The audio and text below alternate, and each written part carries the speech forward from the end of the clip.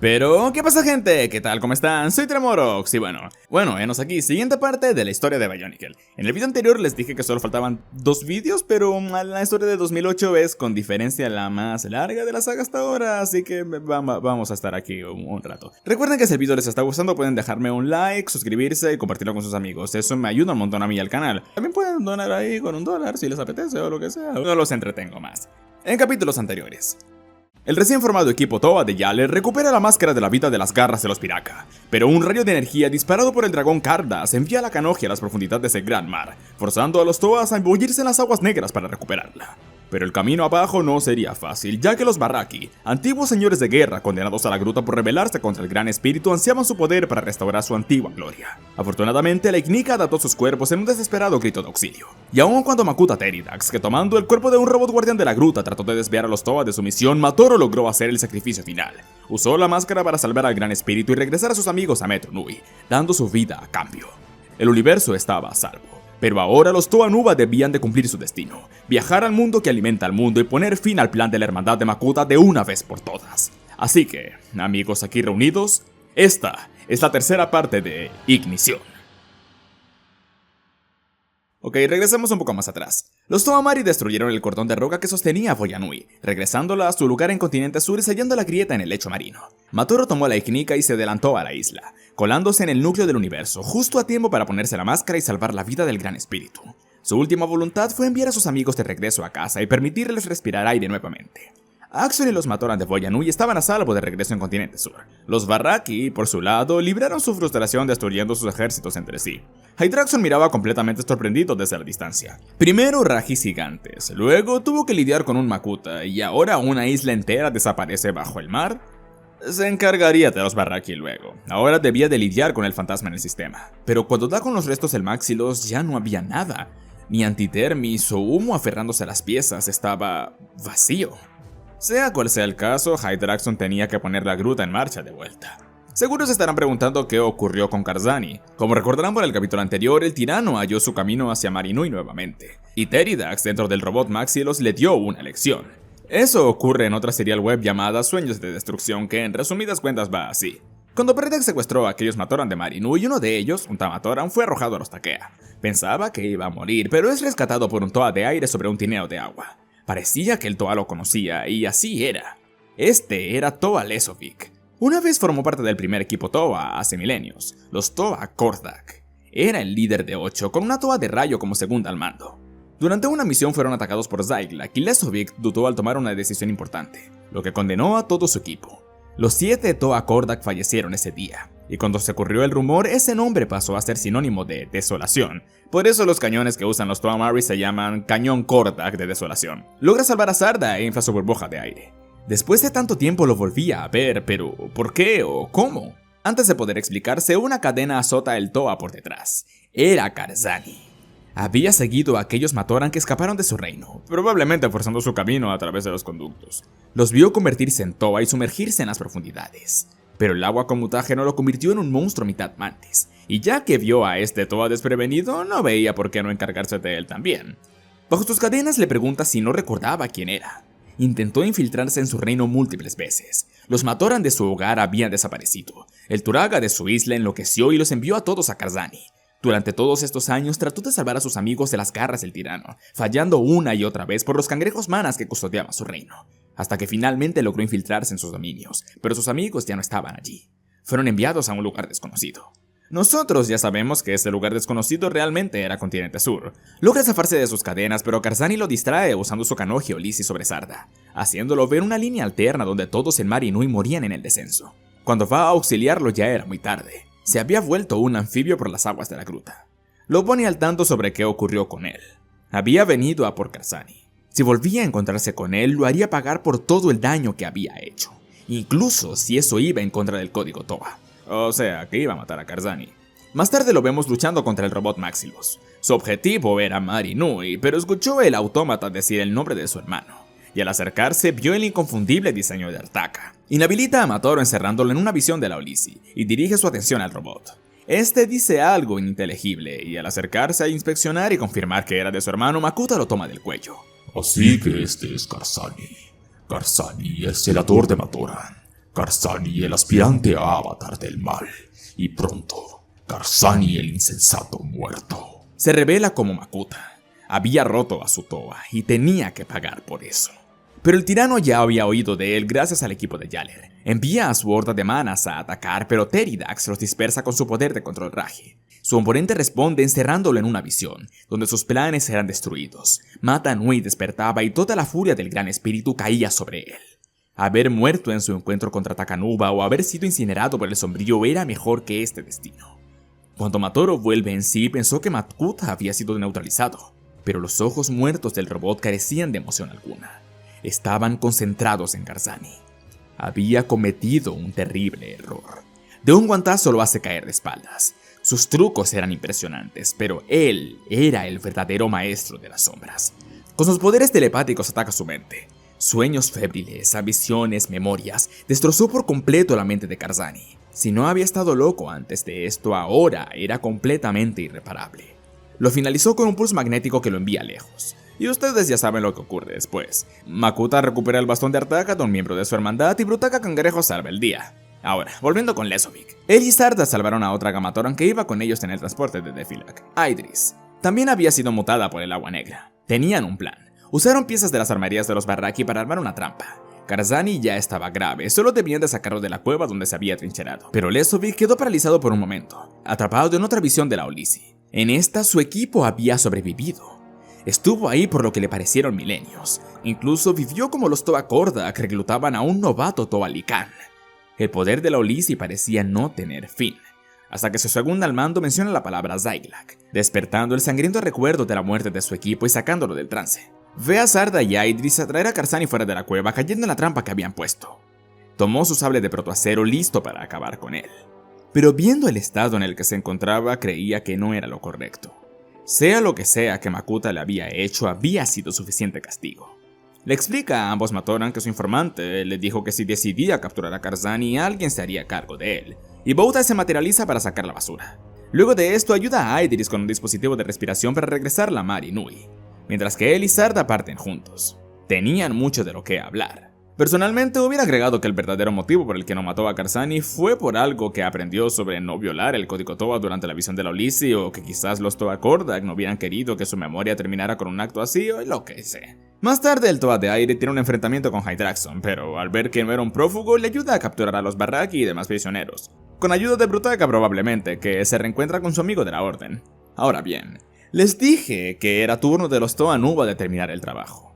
Matoro dio su vida para salvar al Gran Espíritu, pero lo había salvado, mas no despertado. Así que, ¿por qué no regresamos con Tajo y los demás? Axon les dijo que deberían de partir al gran templo de Metru Nui. Así regresan a su hogar con ayuda de Boutar. Así es, chicos, Boutar es básicamente el transporte de todo el mundo. Los eventos a continuación son narrados en una serial web llamada El Blog de los Toa Nuba. A falta de un cronista, Gali empieza a registrar las proezas de su equipo fuera de Metru Nui. Usando la canógica cama de Pohatu, se infiltran a máxima velocidad en el gran templo sin alertar a los guardias. Se rehusaban a decirle lo que sea a los Turaga sobre esto. Encuentran un rollo bajo una baldosa. Tenía de título Pergamino de los preparativos, una serie de tareas que los Toa debían de completar antes de despertar al Gran Espíritu. La mayor parte sonaba fácil, pero su primera misión les perturbaba. Debían de regresar a la abandonada isla de Mata Nui y despertar las reinas Barak. Los Toa lucharon incansablemente contra los Bourok en el pasado, y no entendían cuál era la finalidad de todo esto. ¿Qué ganaba el Gran Espíritu o la Orden? Aún así, obedecen.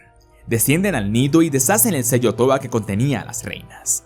Esta vez, la isla de Mata Nui sería limpiada, y nada se pondría en el camino de los enjambres.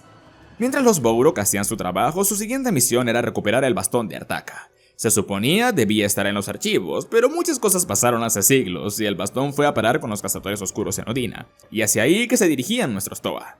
Logran infiltrarse en la base de los cazadores, encargándose de las pocas defensas desde el norte. El único centinela era Minion, un colosal cazador oscuro, aún más alto que Boutar. Fue congelado al instante por Kopaka y Onua derribó a Airwatcher de un golpe cuando cargó contra Ligua. Al acercarse a la fortaleza, Pohatu derriba el muro fortificado usando sus poderes. Estaban contra reloj. La fortaleza era un laberinto, el bastón podría estar en cualquier sitio. Pero Tajo afirma que de ser tan valioso como dice ser, ha de estar con el resto de los tesoros. Si hallaban al sombrío, hallaban al bastón. Y una voz resuena en toda la recámara. Era el líder de los cazadores.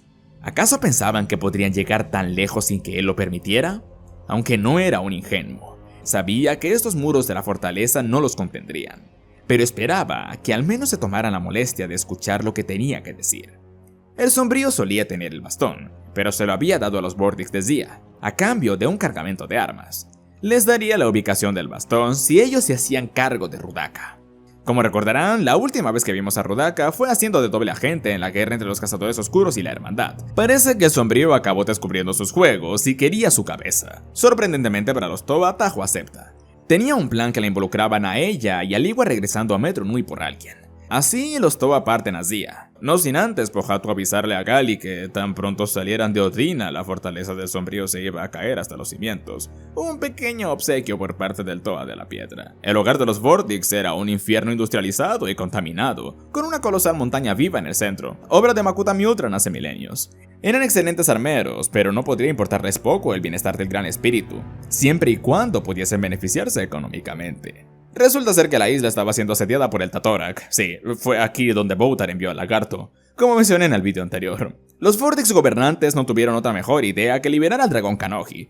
¿Recuerdan aquel Super Raji que el equipo de Toa Likan venció con 2 Toa de agua y 4 Toa de hielo luego de un mes de pelea? Bueno, luego de derrotarlo se lo enviaron a Zia, y los Vortex trataron de hacer una máquina en base a él en secreto. Pensaron que era buena idea hacer que el dragón se partiera a golpes con un dinosaurio, pero subestimaron gravemente el poder destructivo de ambas bestias. Creyeron que Metru Nui solo les dio el dragón porque no sabían qué hacer con él. El Behemoth incluso le arrancó una parte de la montaña viva de Zia, y claro, era trabajo de 5 Toa Nuba proteger a los nativos. Hasta que Kopaka se topa con la infame Rudaka. Tahu envió a Onua al lugar donde el sombrío aseguraba se encontraba el bastón, y Ligua había vuelto con quien le pidió Tahu. No hizo falta volver a Metru Nui, pues estos ya estaban en camino. Eran los Rajaka. El Toa de Fuego recordaba muy bien las historias de Bakama, y quería hacerles un favor. Kopaka le dice a la Vortix que ambas bestias destruirían su isla. Los cazadores oscuros la querían muerta y la hermandad también. Si ella los ayudaba, podrían ayudarla a ella también. Viéndose sin salida, usa su rotuca de mutación sobre Norik y sus compañeros. Y así, por primera vez en cientos de años, los Toa Haga estaban juntos otra vez. No tenían palabras para agradecerles a los Nuba. En ese momento, Nu aparece desde abajo. Estaba herido. Les dijo al grupo que un Makuta llamado Vicarax ya estaba ahí. Se llevó el bastón. Tenía la máscara de las sombras y decía que la hermandad era suya, y pronto también el reino de Karzani. Bumanga les dice que partiesen. Los Toa Haga se encargarían de la situación en Zia. El grupo de Likan podrá haber tardado semanas, pero estos eran los Toa Haga, la élite de la élite. Además, ellos no tenían que preocuparse por dañar la ciudad. Siguiente parada de los Toa Nuba, Karzani. Al llegar esperaban toparse con el titán loco, pero el lugar estaba mayormente desierto. Los Matoran habían sido abandonados y no había rastro alguno de los supuestos manas que el tirano comandaba. Con mucha paciencia, Onua y Ligua convencieron a los Matoran de huir hacia el norte, y cuando se disponían a buscar el artefacto, Vicarax los emboscó. A diferencia de Teridax, el Makuta de Karzani era un duelista experimentado, barriendo a los Toa con pura fuerza bruta. Gali tuvo que tomar una decisión difícil. No podía permitir que escapara. Se volvió Nova. Reunió toda la humedad a kilómetros a su alrededor, invocando un muro de agua de 300 metros que barrió con toda la isla. Desafortunadamente, Icarax se teletransportó a tiempo. La Kanoji Nuba de la respiración le salvó la vida a sus hermanos, pero Gali estaba extremadamente agotada. Lo único que sobrevivió de la ola fue una Jau que encontraron entre los escombros. Era la Jau de Toa Likan que perdió Yaler, y Tahu decidió guardarla. Supongo que el destino del reino de Karzani terminó igual que él. Retorcido, sin remedio y cubierto de mucha agua. Con el bastón fuera de su alcance, lo siguiente era recuperar el corazón de los Visorak. De eso se encargaron Pohatu y Onua. Tahu y Kopaka fueron enviados a calmar una serie de volcanes en el sur. Ligua fue enviado a otro lugar y Gali tenía que regresar a Mata Nui. La isla había sido arrasada por completo. Pocas marcas reconocibles quedaban. Desde el volcán Mangai y la selva de Leguaji, todo había sido arrasado. Pero, curiosamente, el Kininu y el risco del telescopio de la playa de Tawaji estaban intactos. Ningún enjambre los había tocado. Era como si hubieran decidido dejarlas intactas. En su camino encontró un dragón Raji y varias carcasas de Bourok rotas. Estaba herido e hizo lo que pudo con sus poderes para ayudarlo. Como podrán intuir, ese era Kardas, cuando voló fuera de Voya Nui terminó aquí y se topó con los Bourok. Más tarde el dragón regresaría a Metru Nui y sería guardado en los archivos, pero eso no nos incumbe. Ahora, Gali tenía que comprobar la posición de la estrella roja. Subió al observatorio de la playa, miró a la estrella y anotó sus coordenadas estelares en una hoja. Pero se le ocurrió algo. Cambió a su máscara de la visión de rayos X y miró a través del telescopio. Descubrió algo inquietante. En su interior, dentro de la estrella roja, algo estaba vivo y se estaba moviendo. Saltó del telescopio a toda velocidad. Tenía que decírselo a los demás, pero Bowter aparece y la detiene. Era requerida en otro sitio. Era transportada a una recámara junto a sus hermanos. Una voz femenina les dice que habían hecho bien. Habían justificado la fe de la orden en ellos, y se les ha traído aquí a Daxia, para presenciar los frutos de su labor. Una figura de 3 metros se acerca a un pedestal con el bastón de Artaka, cosa que extrañaba a los Toa, y lo inserta en un dispositivo. Como recordarán, Icarax le dio el bastón a Teridax dentro de Maxilos, luego Brutaka lo recuperó en la gruta y Bowter lo trajo a Daxia. La vara comenzó a emitir un zumbido. El gran espíritu había sufrido por la traición de la hermandad, pero el bastón lo ayudaría a aliviar su dolor. Ahora mismo, edificios eran reconstruidos, valles restaurados, desde Metru Nui hasta el borde del universo. El bastón lo regresaría a su antigua gloria. Gali pregunta si eso incluía a lo que hicieron los Bourok en Mata Nui, pero la voz solo se rió. Los enjambres cumplieron con su deber, y en cuanto a los Toa Nuba solo les quedaba una misión, y era la más importante. Fueron llevados a otra cámara, preparándose para lo que sea que debían de hacer ahora. Pojato y Onua les cuentan lo que era el corazón de los Visorak, un cristal dorado que, de alguna forma, se mantenía suspendido en el aire.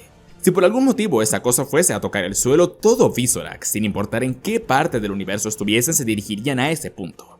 Sea quien sea que los haya llamado, querían impedir que la hermandad volviera a reunirlos. Ligua revela que estuvo en Mata Nui también. Una voz en su cabeza le dijo que trajese el reloj de la excavación de Onukoro, donde Takua descendió a Mangaya por primera vez. Al tocarlo, este se encogió y luego lo dejó en los archivos. Luego de esto, un Matoran les dice que deberían de hacer un viaje al hogar de su maestro. Si tenían suerte, el gran Artaka abriría su fortaleza por primera vez en miles de años. La visión de los Toa Nuba se nubla en un instante, y luego estaban en una playa desolada. La isla era lo que pudieran imaginar. Un paraíso mejor que Metru Nui, donde cada Matoran tenía su lugar, donde podían crear y construir maravillas a su antojo que luego se autodesensamblaban para ser construidas nuevamente.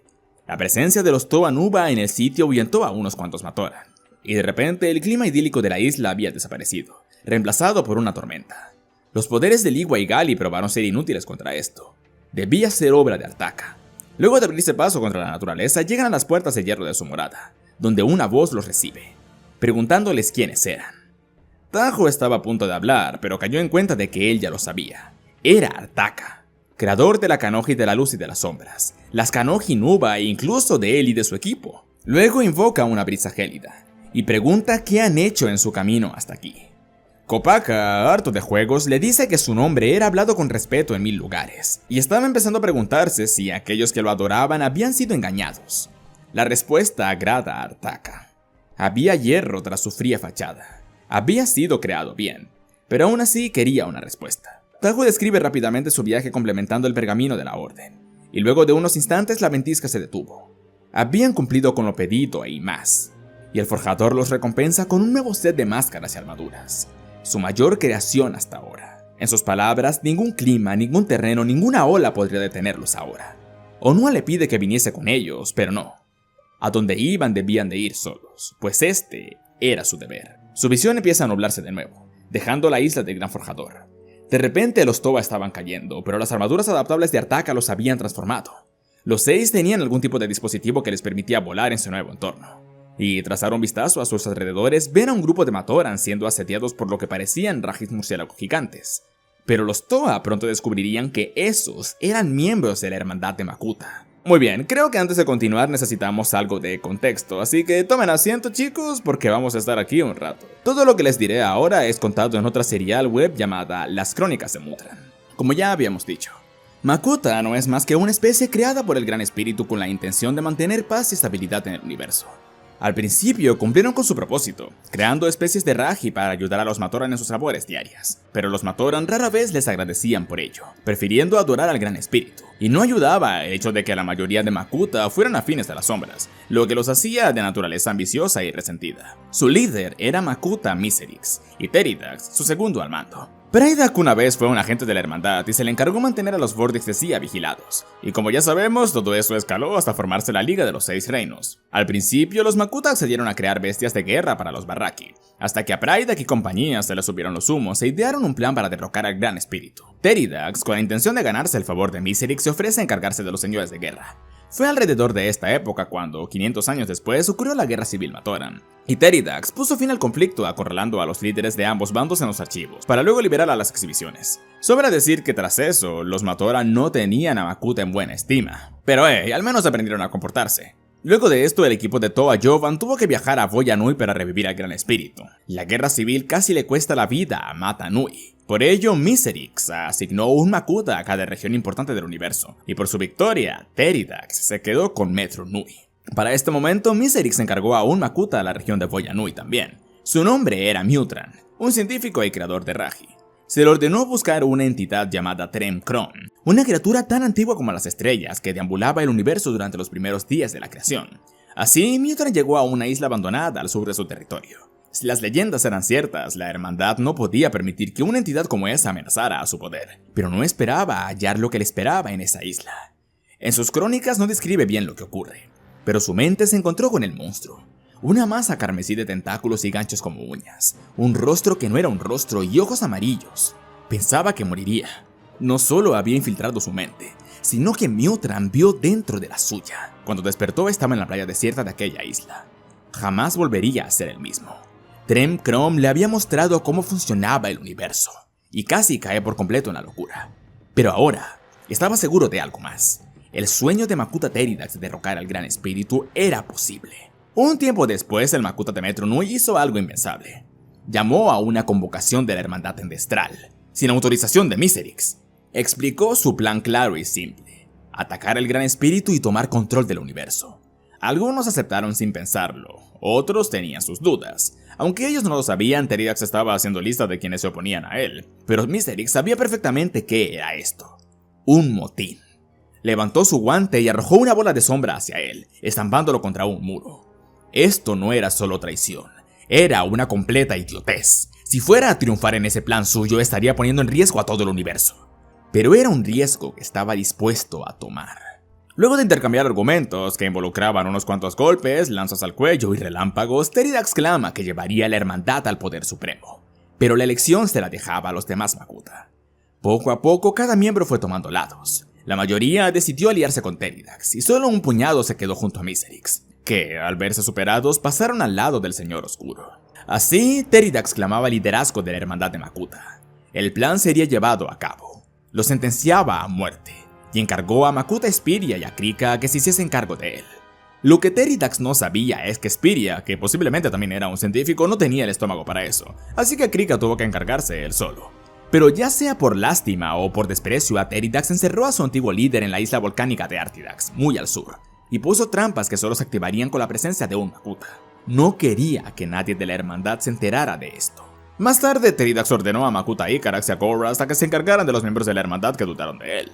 Luego de eso, pusieron el plan en marcha. El primer paso era sumar números a su ejército. Para ello se le ordenó a Spiria darle un uso a los sumisos Skagdides Zakas. Sí, oyeron bien, fue él el responsable de volver a la especie de los Piraka unos salvajes. Y la hermandad no estaba contenta, puesto a que su fracaso había llamado la atención de otras fuerzas del universo. Los Skagdides se habían vuelto bestias violentas, incapaces de seguir órdenes, además de darles poderes elementales por algún motivo. Por ello, Spiria fue expulsado de la hermandad, y ha sido perseguido desde entonces. Pero Makuta Kairox, otro científico, solucionó la falta de un ejército con la creación de la Horda Visorak. También descubrieron que sus cuerpos habían evolucionado espontáneamente. En sus armaduras, donde antes había músculo y tendones, ahora fluía una sustancia verde. Al enterarse, Teridax convocó a los fantasmas Ninra a Destral, un grupo de Fematorans o Matorans de hierro expertos en la herrería, para fortificar sus armaduras con capas extras de protoacero. Ahora no debían de preocuparse por ser heridos de gravedad en combate, pero si su armadura llegase a ser atravesada, quedaban extremadamente expuestos. Por este tiempo, la hermandad también eligió a todos especiales de diferentes equipos para formar escuadrones de élite llamados los Toa Haga, con la misión de hacer de guardaespaldas de algunos Makuta, particularmente a los científicos, mientras atendían a sus labores de creación de Raji. Los Toa Haga de Teridax eran el equipo de Toa Norik. Esos ya los conocemos. La orden de Mata Nui, que seguía siendo secreta para la hermandad, sospechaba que Makuta tramaba algo, y al forjador Artaka se le ordenó crear la Kanohi Abouki, la máscara de la luz. Era aún más poderosa que la Kanohi Karakan de Teridax, y esa transformaría al Matoran indicado en Toa de luz en caso de que la hermandad se saliera de control. A Makuta Koyol de la isla de Artaka se le ordenó tomar la Kanohi en una misión de sigilo. Para ello desplegó un ataque a la fortaleza en 3 frentes, usando Exotoas, Raji y Rakshi. Salió triunfante con la máscara, aunque le tomó algo de tiempo hacerse paso por las defensas de la isla. No era lo que Teridax esperaba, pero al menos lo consiguió. Esto solo confirmaba las sospechas de la Orden, y desplegaron a un asesino para que eliminase a todo aquel que supiera la ubicación de Artaka. O sea, unos cuantos Rakshi y Exotoa, puesto a que Koyol jamás dijo dónde estaba la isla. Pero como podrán imaginar, él también era un objetivo de este asesino, y una vez que visitaba a Zia con los viales de un virus que comía protoacero, estos accidentalmente se quebraron, haciendo un agujero en su armadura y dejando salir su esencia. Luego su antidermis fue a parar misteriosamente a un horno de fundición y nadie supo por qué. Es como el caso del periodista que se suicida de 5 balazos en la espalda. Bueno, eso le pasó a Koyol. Mioutran era el único que sospechaba del asesino, pero por desprecio a Koyol y la forma en la que ejecutó su plan, revelando la fachada de la hermandad, simplemente dejó que ocurriese. 300 años antes del gran cataclismo, el equipo de Norik se enteró del robo a Artaka y se rebelaron en contra de Teridax, ejecutando un asedio a Destral. Recuperaron la máscara de la luz, pero fueron mutados en Rahaga en el proceso. Por su rebelión, los demás equipos de Toa Haga fueron ejecutados por esto. Aún así, el plan para tomar Metru Nui seguía en marcha. Teridax contrató a 3 cazadores oscuros para encargarse de los Toa Manga y borrar la mente de los Matoran. Pero sus planes fueron frustrados por otro equipo de Toa, y el resto ya se la saben. Su plan funcionó a medias gracias a Mioutran, que sabía el funcionamiento del universo. La reacción de la hermandad fue algo dividida. Lo había conseguido, el gran espíritu había caído. Pero Voya Nui había desaparecido en el cielo, Metru Nui estaba en ruinas, las hordas Visora que estaban dispersas y la hermandad estaba en guerra contra todo el universo. Icarax era el más vocal ante las decisiones de Teridax, pero el resto de la hermandad no cambiaría de curso de acción a menos que Icarax pudiera demostrar que tenía un mejor plan. Intentó abandonar su reino y cargar con sus manas hacia el sur. Tomaría control del universo a la fuerza, pero Teridax lo detuvo antes de seguir avanzando, humillándolo en batalla. Sorprendentemente lo dejó vivir, clamando que sus talentos eran muy importantes para él, pero llegaría el día en que se harte de su constante sed de sangre e insolencia. Pero el líder no permaneció mucho tiempo en Destral, y regresó a su guarida en el Mangaya, a la espera de la llegada de los Toa Mata. Y bueno, el resto ya se la saben. Con esto llegamos al presente. Mioutran había desarrollado una alteración del Krata para crear la sanguijuela de sombra, capaz de drenar la luz elemental y moral de cualquier ser. Makuta Vampra de Odina descubrió una entrada secreta al núcleo del universo. Esto era perfecto. Teridax, aún en el cuerpo del robot Maxi, los ordenó un asedio al mundo que alimenta al mundo. Karda Nui, que en Matoran significa gran corazón. 7 Makuta ocuparían el reino. Los demás, incluyendo a Icarax, permanecerían en Destral. Karda Nui consiste de una cámara gigante debajo del continente sur. En una red de cavernas encima de estas habitan los Afmatoran, o Matorans de luz. Pero durante el gran cataclismo, este sistema de cuevas colapsó, y el agua con mutágeno de la gruta se estaba filtrando en la recámara. Afortunadamente, un sistema de drenado evitaba que todo el reino se inundase. Pero la explanada de arena de fondo se había vuelto un pantano, y los Matorans de luz que cayeron estaban atrapados en estalactitas colosales que cayeron del techo de la cueva, e hicieron nuevas aldeas en la cima de estas. Este tipo de Matoran es especial. Es una de las pocas especies que pueden ser de cualquiera de ambos géneros, y poseen un poco de poder elemental de luz que pueden canalizar o usar para cambiar el color de su armadura. Con esta habilidad esconden su verdadera identidad. Nadie fuera de Karda Nui podía saber que eran Matorans de luz, pero gracias a Tren Chrome la hermandad sabía de esto. No podían permitir el surgimiento de otro Toa de luz. Aquí estaba la clave para despertar al gran espíritu. 3 Makutas fueron enviados para asegurar esa clave. El resto asediaría a los Matoran.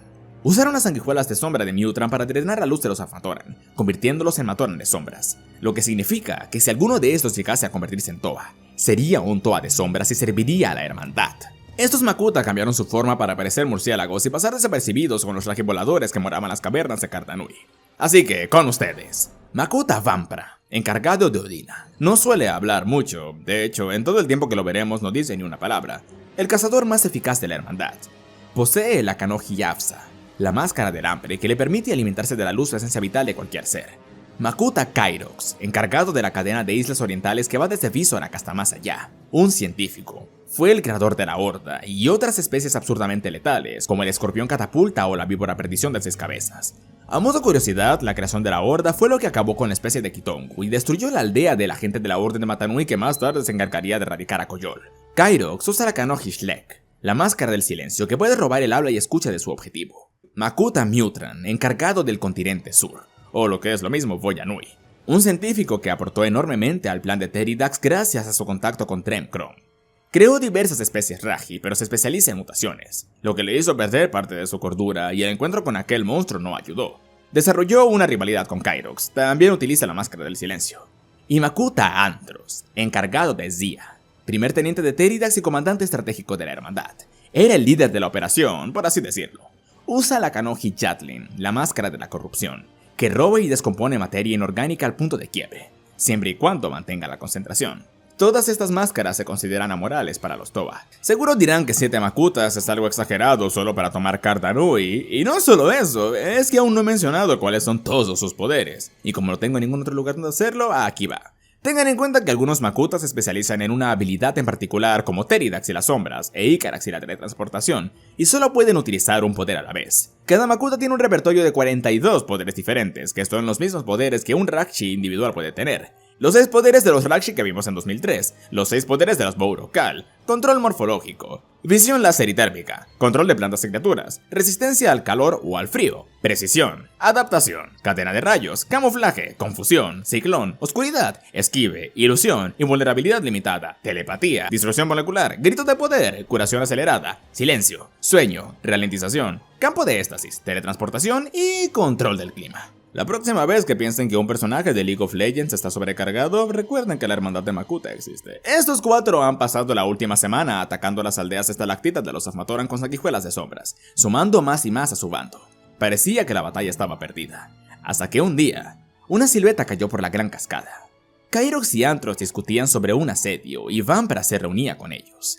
Este pasó volando a través de la cascada. Si el Makuta de Odina hubiera levantado la mirada, tal vez el destino de todo el universo hubiera cambiado. Pero la silueta que caía era la de Toa Matoro. Se había puesto la Kanohi Ignika. Su cuerpo se transformó en energía pura. El resplandor del corazón del universo fue tal que Mutran, estando en una caverna resguardada de la niebla, sintió el resplandor desde ahí. Kairox, Vampra y Antros, a escasos metros de la cascada, al momento de la explosión fueron completamente cegados, y ningún cambio de forma parecía ayudarlos. Esto le dio algo de ventaja a los Matoran. Pero los Makuta usaron los aldeanos corruptos como jinetes, conectándose a ellos con un enlace telepático, permitiéndoles seguir el combate. Fue justo en ese momento que los Toa Nuba fueron transportados al corazón gracias a Artaka, logrando repeler a la hermandad. No sabían decir por qué, pero algo de este sitio se les hacía terriblemente familiar. Claro, el fondo era un pantano y estaba cubierto de niebla y estalactitas por todos lados, pero Bujado fue el primero en decirlo. Habían vuelto a casa. 3 Afmatoran, Tanma, Soulek y Photok los llevaron a un búnker y los pusieron al día con lo que estaba pasando. Al oír cómo fueron incapacitados los Makuta, los Toa sabían que se trataba de la Kanohi Ignika. Probablemente ahora esté en algún lugar del pantano, pero desconocían si podían haber más miembros de la hermandad ahí abajo. Además, debían ayudar a los Matoran aquí arriba. Entonces se dividirían. Tahu, Gal y Yonua irían al pantano. No podían permitir que la hermandad pusiera sus manos sobre la máscara. Kopaka, Pohatu y Ligua se quedarían en las estalactitas, protegiendo a los Afmatoran. Más tarde, Soulek, una especie de nerd por así decirlo, le dice a Kopaka que era súper fan del Toa de hielo, por eso cambió su armadura al color blanco y que había estudiado todas sus historias. El Toa, que se mostraba mucho más paciente y dispuesto a hablar, trata de calmarlo un poco. Menciona que le recuerda mucho a Takua. Ese nombre le sonaba a Soulek. Le dice que hace mucho tiempo algunos de sus amigos de toda la vida desaparecieron sin dejar rastro, entre ellos Takua. Pero nunca supieron qué ocurrió con él. Kopaka le dice que ahora era un Toa, pero más tarde le hablaría más de él. Y hablando de Takanuva, los Toa Mari volvieron salvos y sanos a Metro Nui, pero el Toa de la Luz aún patrullaba las playas del Metro en espera al regreso de los Toa Nuba. Incluso pidió varias veces a los Toaga que le dejasen ir a buscarlos, pero aún no tuvo respuesta. De repente sintió algo extraño. Alguien trataba de atacar su mente. Por fortuna, Turaga Onigwa le había mostrado cómo resistirse a estos ataques. En vez de resistirse, debía presionar en contra del ataque mental. Y ahí lo vio. Su atacante estaba en Onúmetro. Corrió a toda velocidad a los archivos, pero Icarax lo estaba esperando. Y libera una sanguijuela de sombras para luego desaparecer. El parásito se aferró al cuerpo de Takanuba, absorbiendo su luz elemental. Su armadura se había oscurecido. A punto de perder la conciencia, logra concentrar un láser de luz pura en un punto, chamuscando a la peste. Pero el Toba cayó inconsciente. Cuando despertó, estaba en una cámara de servicio de los archivos, donde traían a los Rajis muertos para estudio. Iluminando la cámara, ve a dos Tobas con armaduras extrañas frente a él. El primero era un Toba de sonido. Se hacía llamar Karakua. La otra era una Toba de agua. Se veía frágil e increíblemente poderosa a la vez. Le dice que estaba aliviada de que siguiera con vida. Se presenta como Toa Helrix, líder de la Orden de Mata Nui. Era la primera vez que oía ese nombre, y esta le dice que, de no haber sido así, tendrían otro problema entre manos. El Toa con ellos no era un miembro, pero necesitaban a alguien de los suyos para enviar mensajes a distancia sin ser descubiertos. Esa era la voz que oía Ligua. Takanuba bromea con que debió de golpearse en la cabeza o algo, cosa que a Helrix no le hace mucha gracia. Invoca unas púas de agua para presionarlo contra el muro. Esto era serio. Ahora mismo los Toa Nuba estaban en el corazón del universo y necesitaban a alguien como él, capaz de caminar entre la luz y de las sombras. Aún en su estado debilitado, era perfecto para el trabajo. Karakua trae a un Kratana, la misma cosa con la que se topó Bakama en su regreso por la máscara del tiempo. La pone sobre el rostro de Takanuba. Esta le muestra eventos muy antiguos, desde el primer despertar de los Toa Mata en el hogar de Artaka, Hydraxon entrenándolos en la sede de la Orden. Luego fueron llevados a Kardanui.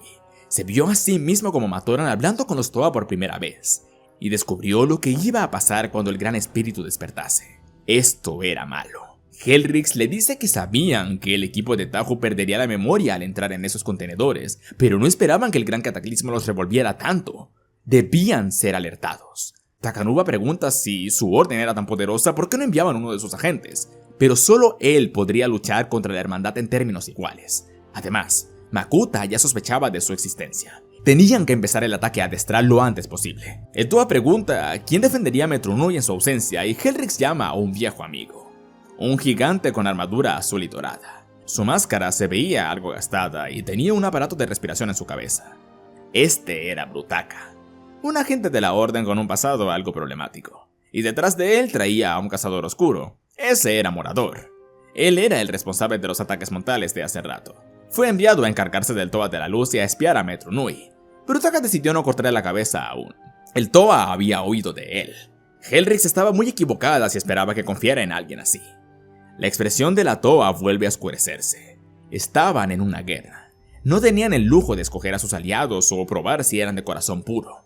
Si por ella fuese, reclutaría a cazadores oscuros y prisioneros de la gruta a su causa. Takanuba estaba asqueado, con esa moral. Luego de su victoria, ¿qué clase de universo dejaría? Y Brutaka concluye con que dejaría a un universo lleno de gente con vida, libres de cometer sus propios errores. Finalmente, Karakua rompe la tensión. El grandulón de aquí sería su transporte. La Kanoji Olmec lo llevaría directo a Kardanui. El Toa añade con que está demente si cree que iba a confiar en él. Y Helrix finaliza con que ese era el primer requisito para elegir ser un Toa. Finalmente, Takanuba estrecha su mano, y el Toa de sonido le da un artefacto. Era el reloj de sol que Ligua recuperó.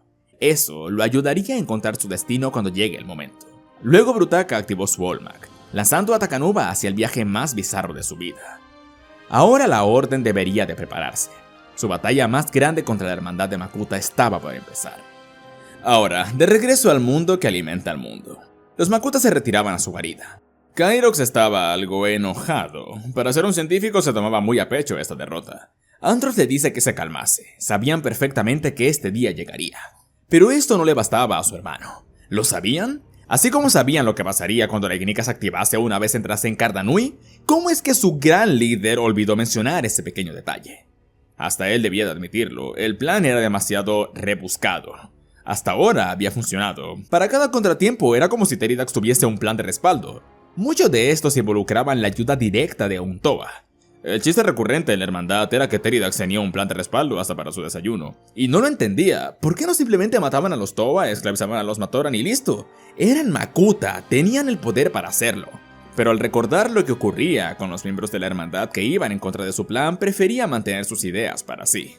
Al oír el ruido de garras contra la roca, supo que Vambra había llegado. El perder su vista no lo había incentivado a hablar. Solo era un desafío extra para sus cacerías. Andros le pide que fuera a por Mutran. Tenía una petición para el científico. Andros había pedido a Mutran crear una criatura que pudiera salir de Kardanui para enviar un mensaje a Destral y regresar. Pero Kairox no iba a dejar al lunático hacer esto solo. Le dice que debía de ser más grande.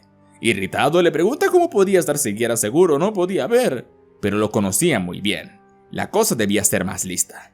Llamó a un matón de sombras y lo arrojó al contenedor de virus. Mutran observó enojado cómo surgía una espantosa amalgama entre Matoran y Raji. Era inútil, asquerosa. Si no moría del trauma, terminaría mezclando los peores aspectos de ambas especies. Cuando Andros vea esto, pero en ese momento el Makuta de Zia aparece en la sala. Era perfecto. Si era tan repulsivo como decía, entonces pasaría desapercibido por el territorio de los Toa Nuba hacia el portal oeste de Cardanui. Tenía que llegar a Destral y darle su mensaje a Icarax. Mutran creía que era algo exagerado llamar a ese sanguinario por 6 Toa y una aldea. Andros le recuerda que fueron 6 Toa quienes irrumpieron en Destral y robaron la Avouki. Y fueron estos mismos quienes derrotaron hordas de Bourok, Rakshi y se infiltraron en la guarida de Teritax. Si algo tenía claro de los Toa, es que Mutran subestimaba el obstáculo que suponían. Mientras tanto, no muy lejos de ahí, los Toa Nuba se habían atrincherado en la última aldea. Habían rodeado todo con enredaderas de luz, tóxicas para los Kramatoran. Estos solo merodeaban el muro rocoso de la caverna, observándolos. Liwa logró derribar a uno con su sable de aire, que cayó en una de las aldeas tomadas. Todo esto era abrumador para Kopaka. En el pasado habría discutido con Taju sobre quién debería tomar el liderazgo, pero ahora que le tocaba liderar a estos dos, entendía por qué la actitud persistente del Toa de Fuego lo hacía su líder. Lo que más le perturbaba era que el poder de su Akaku Nuba no funcionaba en Cardanui. Pensó en qué haría Taju en este momento. Entonces, invocó un puente de hielo en dirección a la aldea del Matoran caído, arriesgándose a llamar la atención del enemigo. Se deslizó y regresó a su base. Tenía una idea. Mientras tanto, en otro rincón del universo, en la sede de la Orden de Matanui, Bison despertó en una habitación oscura tras barras, acompañado de otros 4 ocupantes. Lo último que recuerda fue perseguir a los Toa Inaika a través del cordón, luego a una tribu de Zyklak, un destello de energía y ahora estaba aquí. Un guerrero acorazado entra en la habitación. Les dice que su nombre era Brutaka. Dónde estaban, para quién trabajaba y qué es este lugar no necesitaban saber. Habían 2 formas de salir de aquí. Podrían ayudar en una misión para unos amigos, o podría arrastrarlos fuera, plantarlos en la tierra y esperar a que algo crezca. Los aquí presentes tenían algo en común. Brutaka traicionó a los cazadores oscuros por la hermandad de Makuta, y luego traicionó la hermandad de Makuta. Ahora ambos la querían muerta. Takadox y Karapar trataron de derrocar al Gran Espíritu hace 80.000 años, y Takadox particularmente había traicionado a sus compañeros Barragi. Karapar estaba aquí porque, el pobrecillo era corto de mente, y el Makuta ahí en la esquina estropeó un experimento en Zakas a tal nivel que fue expulsado por su propia gente y marcado para morir. Bison empezó a hablar y se preguntaba qué hacía él aquí. Jamás conoció a un Makuta en persona, y por cierto, su nombre era Bison con N, no Bison con K. Que no lo confundieran con el Piraka Viso, que en ese momento Karakpar lo toma con sus pinzas del cuello y le gruñe que hablaba demasiado. Brutaka solo asintía desde afuera. Esto saldría perfecto. En el momento en el que Rudaka vio cuál era su primer destino, empezó a protestar. Estaban en Stealth, el lugar del difunto rey Visorak. Hace 1000 años, durante la ocupación de Metru Nui, Rudaka lo dejó a su suerte a manos de Kitongu, y muy probablemente ahora toda la isla le haya puesto precio a su cabeza. Esperia también tenía sus quejas, creía que agentes de la hermandad podrían alertar de su posición en cualquier momento. Brutaka insistía que necesitaban una nave aún más grande para llegar a su destino, aunque no tenía nada para intercambiar, y los esteltianos ni siquiera aceptaban moneda Matoran. Pero ahí es donde Rudaka se equivocaba. Al mismo tiempo que abría las puertas de una concesionaria, Karapar la inmovilizó con sus pinzas. La tenían a ella. El propietario era de la raza de Sidorak, por así decirlo. Brutaka le dice que llevarían su bote más rápido, armado con lo necesario para un largo viaje al sur. Al oír esto, el vendedor sabía que no los vería ni a ellos ni a su nave otra vez. Más les vale que pudieran hacerlo rico. Ahí le trae a la apresada Vortix. Tal vez ganarse el título de atrapar a la asesina de Sidorak bastaría. Tan emocionado estaba el vendedor que no vio a Takadox escabullirse del grupo, despachando a los brutos trabajadores esteltianos silenciosamente. Brutaka le dijo que, para que alguien le creyese en primer lugar, tenía que parecer que estuvo en una pelea. Por fortuna, Bison aquí se encargaría de eso. El Skagdi era con diferencia el menos imponente del grupo, así que accedió. Un golpe, solo para que pareciera convincente. Y mientras preparaba un golpe cómicamente largo con sus brazos de fideo, Brutaka salió de su vista y noqueó al vendedor por detrás. Karapar pregunta por qué tanto lío, pudieron entrar y tomar el bote por la fuerza. Pero su líder les dice que se arriesgarían a que todos en Stealth fueran tras suya. Y en cuanto al vendedor, ¿quién le creería a alguien lo suficientemente tonto para quedarse quieto y recibir un golpe, Luego de 3 días en el Mar de Plata, Brutaka les revela para qué estaban aquí. Fueron elegidos puesto a que eran desechables y tenían un blanco en la frente, de una forma u otra. Su misión era viajar a una isla al sur, a Artidax. Iban a liberar a Makuta Miserix, antiguo líder de la hermandad. Su recompensa sería seguir viviendo un día más, y si alguien trataba de escaparse tenía amigos que lo harían parecer a él un cangrejo usual de feria. Así que, chicos y chicas, esta es la Federación del Miedo. Y si lo preguntan si esto es una referencia a Suicide Squad. Tras dar el anunciamiento al grupo, Viston avista a una flota de Zyglak acercarse a ellos. Brutaka trata de girar la nave, pero el control de clima de Spiria mantiene el barco estancado. Al parecer se había aliado con ellos y los contactó en los canales de Stealth. Eran marginados al igual que él. Ahora tomaba el control de la nave. Le harían una visita a Zakas, el hogar de su fracaso. Tenía unos asuntos pendientes que saldar con los Skakti. Pero Brutaka no protestó. 3 días más tarde el botín habían dado con Zakas en toda su arruinada gloria. Para ponérselo simples, la isla estaba atascada en una especie de edad de piedra constante por la naturaleza de sus habitantes. Pero si los Skakti pensaban que eran salvajes, aún no conocían de lo que eran capaces los Zyglak. A su señal, destrozaron unos cuantos barcos de cazadores oscuros cerca de la costa. La isla sería suya. Pero a unos cuantos cientos de metros de desembarcar, una de las naves se hunde, y los reptilianos no emergen. Takadok se acerca a la cubierta. Podía ver algo verde en el agua que reconoció como la especie de Ilek, y estaban furiosos. Sorprendido por el ataque, Spiria no vio venir el golpe de Brutaka, poniendo su espada sobre su pecho. Adelante, que intente lo que sea. Pero ¿cuánto tiempo tardaría su esencia en escapar de su armadura? Si él tenía amigos, pues los suyos modificaron la especie de esos anfibios para armarlos con garras capaces de atravesar el protoacero, y ahora lo estaban poniendo a prueba con los Zyglak. Había contactado con un aliado suyo cuando abandonaron Stealth, presentando así al último miembro de la Federación del Miedo. Al ver su brazo mecánico, Brutaka sabía perfectamente quién era. La cazadora oscura Lariska. Ella hace una aparición en Trampa de Tiempo, o sea, el libro donde el sombrío va por la Kanohibaji. La deja a cargo a ella de los cazadores mientras viaja a Metro Nui, pero esta vez estaba por negocios. Los demás miembros de la Federación mantienen un ojo en Spiria todo este tiempo. Tampoco es que le quedase muchas ganas de escapar. Este no era el sitio original de su reunión, pero los planes cambiaron. Bowdar y Trainuma fueron emboscados por Icarax. La pelea fue rápida y breve, pero el Makuta de Karzania aplastó a Bowdar con sus poderes magnéticos, y su compañero escapó por muy poco a Daxia. Trainuma es el sujeto que encendió el bastón de Artaka en su reunión con los Toanuba, por cierto. Estaba en una isla desierta con un lote de armas, pero Bison nota algo extraño y no era el único. Lariska también lo sintió. Había algo en una cueva en la costa. Podía sentirlo respirar y retorcerse. Spiria cayó en cuenta de dónde estaban. Tenían que salir de aquí. Pero un muro de roca de 60 metros rodea la isla. La hoja de Brutaka no podía romperlo y cuando Spiria trató de sobrevolarlo, una lanza de piedra perforó sus alas. Una voz venía de la caverna.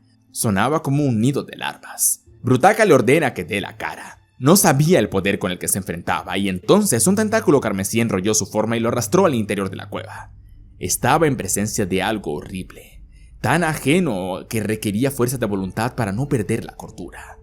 Le pedía que le contara a Tren Crom de ese poder. Así es, chicos, la Federación del Miedo llegó al hogar del Cthulhu del universo Matoran. Brutaka hacía lo posible para no observarlo directamente.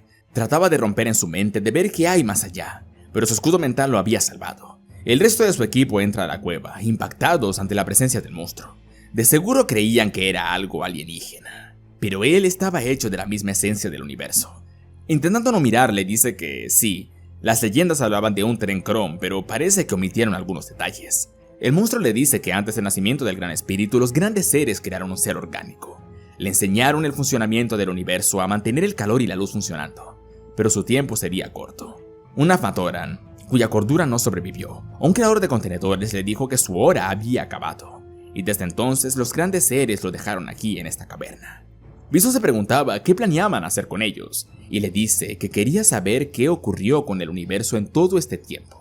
Y para ello usaría sus mentes. Desafortunadamente, puede que cuando termine ya no quedas en mentes. Lariska trata de razonar con Tren Crom. Le cuenta que su universo estaba en peligro. Si acababa con ellos, estaría condenando a aquello que ayudó a crear. Entonces tomó a la cazadora y examinó su mente. Cuando finalmente terminó, colapsó en el suelo, aferrándose a su sanidad. Así que Mutran lo había logrado. Ahora lo recordaba. Y no solo eso, le dice Brutaka. En palabras de Spiria, si Makuta triunfaba, una sombra caería sobre el universo, y todo sería gobernado por la hermandad, y aquel que fuese una amenaza para su poder sería aniquilado. Tren Crom no podía creerlo y libera un ataque mental a todos los presentes. Canapar, que al parecer era inmune, sale de la vista del grupo y trata de atacar al monstruo en el centro de su cuerpo, pero resultó no ser buena idea. Otro ojo surgió del costado, emitiendo una luz que hizo pedazos al instante la forma del Barraki. Luego de ver los recuerdos de Lariska, decide dejarlos ir. Había ayudado a crear un universo de orden, y ahora lo convirtieron en un manicomio. Este era el infierno que merecían. Solo Takados observó la caverna por algo más. Tal vez por una mísera gota de aprecio por su colega, pero se preguntaba, ¿qué sería necesario para matar a un ser tan antiguo como las estrellas? Luego de ese desagradable encuentro ponen rumbo a Artidax. La isla estaba minada de rocas escarpadas y arena negra, con un volcán que coronaba el paisaje. Brutaka pregunta a Espiria qué más sabía del lugar, pero solo lo que Krika dijo haber hecho. Esto era una terrible idea, solo perdían el tiempo. Miserix no podía detener el plan. De repente la arena empezó a cobrar vida. Una mano tomó al Makuta y lo arrastró hacia abajo.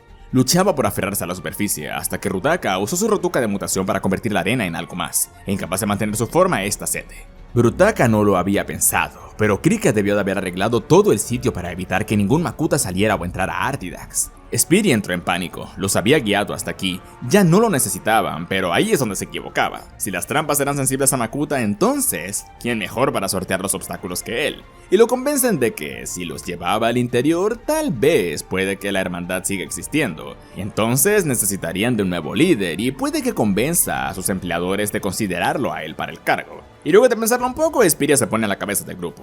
Había un túnel cavado hace mucho tiempo a un borde del volcán. Una vez dentro, Bison avista una liana trampa que sostenía unos escombros. El equipo pasa encima de ella, pero Brutaka se da cuenta de que alguien falta. Takadox había salido de su vista. La arisca lo vio detrás de ellos, cortando la liana con su cuchilla, atrapándolos. Cuando los escombros se asentaron, Spiria y Rudaka sostenían la caverna con sus poderes de sombra, y la arisca tenía a Bison del cuello para evitar que escapara. La Vortix quería ir tras el barraque, pero Brutaka le detiene. Venían a cumplir una misión. El túnel se abre a una vasta caverna atravesada por un puente estrecho de protodermis fibrosa. Al otro lado había un emblema de la hermandad. Este era el lugar. Su líder les dice que toda esta isla era volcánica, pero dos de los Toa Nuba ya se encargaron de apaciguar la actividad en este sitio. Rudaka le pregunta qué pretendían hacer con él o qué lo hacía creer que cooperaría. Le dice que Miserix odiaba a la hermandad más que otra cosa. Harían equipo con 3 Matorans y un cangrejo si eso significaba vengarse de Teridax. El plan era usarlo de arma. Ahí Bison nota algo extraño en el suelo bajo el puente. Se estaba moviendo. Eran cientos de insectos carmesí y habían cubierto ambas salidas del puente. Y el poder de control de insectos de Spiria parecía no funcionar. Había una voluntad mayor sobreponiéndose a sus poderes. Debía ser Miserix. Tendrían que luchar. Rudaka se le ocurre usar su espina sobre los insectos, mutándolos en cosas irreconocibles a las que el resto del nido ataca despiadadamente. Había funcionado. Guió a los demás por el puente abriéndose paso a base de spinners. La Vortex se detiene al final del túnel. Había una cámara aún más grande con un solo ocupante en el centro. Un Raji enorme de 12 metros con forma de dragón encadenado al suelo de piedra. Alrededor suya, unos Raji murciélagos esquivaban la mano sombría que ocasionalmente trataba de atraparlos. Este era quien venían a rescatar. Makuta Miserix. Sí, Miserix tenía una disposición a transformarse en reptiles, así como Teridax le encanta usar las sombras. Spiria reconoció a los Raji como Clack, algo que Mutran creó hace mucho. Su grito sónico era poderoso, de seguro eran guardianes. Ahí Miserix notó su presencia. Quería saber quiénes eran. Brutaka le dice que eran amigos y venían a liberarlo, pero tendría que convertirse en algo más pequeño. Con esfuerzo responde que ¿por qué desearía hacer eso? ¿Tenía idea de cuántos clacks absorbió para que sus gritos no le hicieran daño? Bison añade que el problema es que su bote era muy pequeño, apenas era una balsa. Empieza a tener uno de sus balbuceos maníacos y Miserix responde estampándolo contra el muro con su visión láser. Ahí nota que uno de ellos se había escondido al fondo de la cueva. Le exige que pase al frente. Con renuencia, Spiria se acerca a la luz, y al reconocerlo el dragón sonríe. Cuando Teridax tomó el control, él fue de los primeros en cambiarse de bando. Le dijo que todos querían visitarlo, pero Teridax no se lo permitía. Sabían que se beneficiarían de su experiencia, de sus poderes, de su misma presencia, pero nunca vinieron. Y ahora él se beneficiaría de su presencia. El dragón invoca una mano sombría que tomó a Spiria y lo arrastró al centro de su cuerpo. No hubo tiempo para que el Makuta dejase escapar siquiera un grito.